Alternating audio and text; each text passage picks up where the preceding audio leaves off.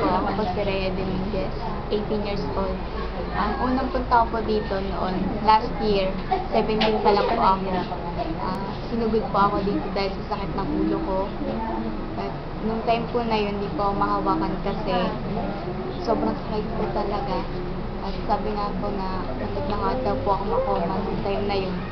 Tapos pinunta po ako dito ng 11 ng gabi. Tapos nilip ko ako ni Mr. Merdy, nawakan po yung ulo ko, gumaan-gaan po yung pakiramdam ko. Tapos umuwi po kami sa bahay ng 12 ng madaling araw. Tapos yung time po na nandun po ako sa bahay, sumakit po ulit. Tapos inulit po na pumunta si Mr. Merdy sa bahay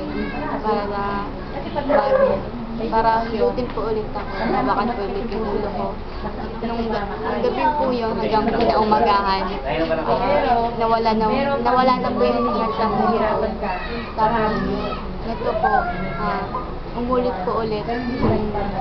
Last Monday lang po, sinugod po ulit ako sa hospital.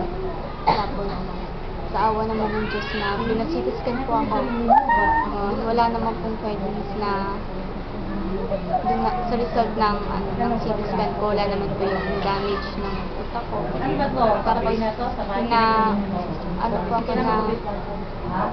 magban ng sa mata.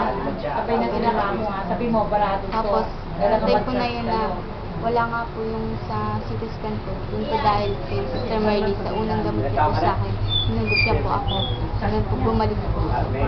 Tatlo pa natin niya? Maraming salamat po sa iyo.